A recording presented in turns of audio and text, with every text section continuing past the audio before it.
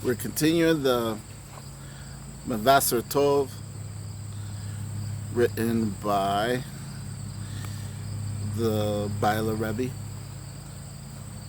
and we're still in Selichot. So the next part is fulfilling the will of the Creator. To truly enter the service of the King and reveal His majesty in our lives, it is not enough to fulfill the laws expressly stated in Shulchan Aruch. We must use our powers to inference to discern Hashem's will in all matters and at all moments of our lives, and overcome the selfish desires which often lead us astray.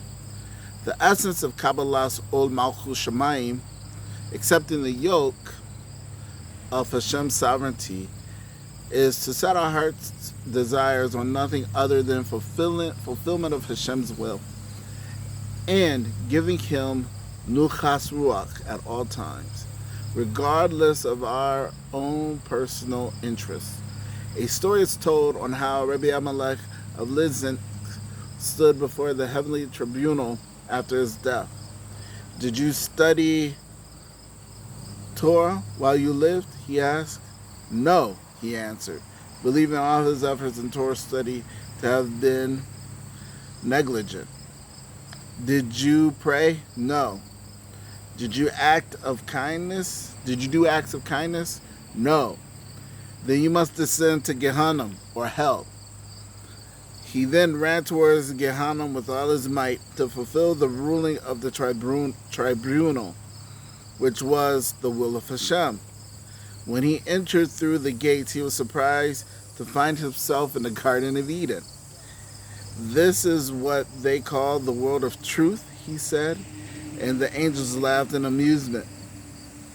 The moral of the story is that the Tzaddikim, the holy men, give no thought of their own benefit or loss, whether they are sent to suffer in the flames of Gehenna, hell, or enjoy the pleasures of Gan Eden, heaven. Make no difference at all to them. In either case, they run with equal joy and fervor to fulfill the will of their Creator. In a similar vein, the Yehudi HaKodesh, the holy Jew, would say before davening, "Massive universe, even if you were to place me at the bottom of the most pit of the abyss of hell, I will continue to serve you from there with all my heart and soul." This is the first lesson we must internalize as we prepare to crown Hashem as our King on Rosh Hashanah. We must commit ourselves to discover and fulfill His will, even in matters over which we were not expressly commanded, with no thought of our own personal benefit. Just as the angels are divided into groups with varying levels of holiness, there are two levels of dedication by which a Jew may accept upon himself Ol Malchus Shemayim. Every Jew must strive to commit himself to Hashem's service to the best of his ability. Some might reach the level of which they consider themselves like the soldiers of Hashem's legion, the Zevios Hashem. However, in every army, there are various levels of importance, depending on the soldier's rank and ability and dedication to the cause. A soldier who has reached a higher level can be trusted with more difficult and important missions. Some may reach the level in which they can consider themselves as servants of Hashem.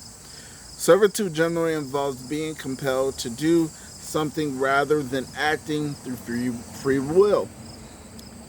Higher than this is a child of Hashem who serves Hashem with love, joy, and a sincere interest in giving nachas to his Father. At any level, Kabbalah's Ol Malchus Shemayim entails more than just slavish obedience to a set of rules, which is the most a human monarch could demand, or a human king can demand. Kabbalah's Ol Malchus Shemayim entails a sincere desire to fulfill Hashem's will in every way and to give him Nachas Ruach. This is the essence of our Ovoda, worship on Rosh Hashanah, on which we proclaim Hashem King over the world and ourselves.